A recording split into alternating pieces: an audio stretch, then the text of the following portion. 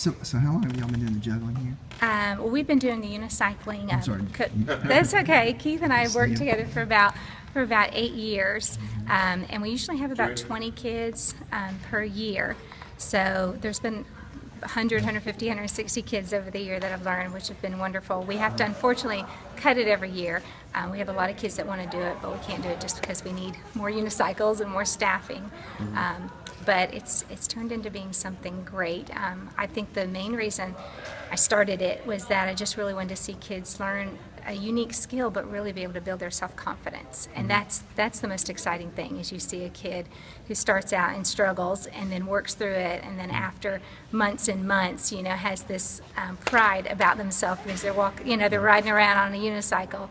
And I really believe they carry that through life, because I know I did. And when I learned it very young, I just kind of thought, well, if I can ride a unicycle, then I can do this. And if I can, and and I really believe that's one of the biggest things that comes away from the Unicycle Club, is just the kids have a confidence that they take with them. So that's what I love to watch. And so you started this 8 years ago, and then Yes. Keith came in? Yes, I think it was the second year that he had mentioned, and we got to know each other, and he mentioned that he had worked, and done a lot of circus things. So at that point, he said, well, let's merge the two. So for a while, we were doing unicycling, and then you brought in the juggling and gymnastics.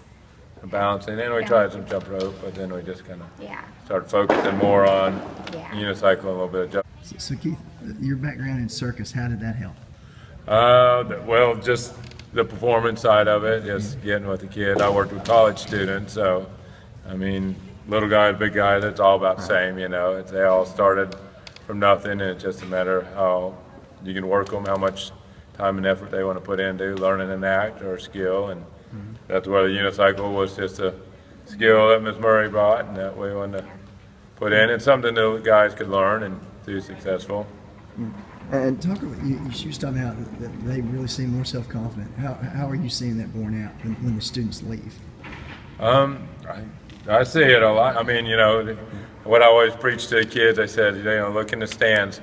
You're doing something that 99% of these people can't do. Right. So, you know, go out there and enjoy yourself. If you mess up, it's, you know, that's all right. But there's not many people doing what you can do. So that's where I kind of see the self-confidence and that they get from that.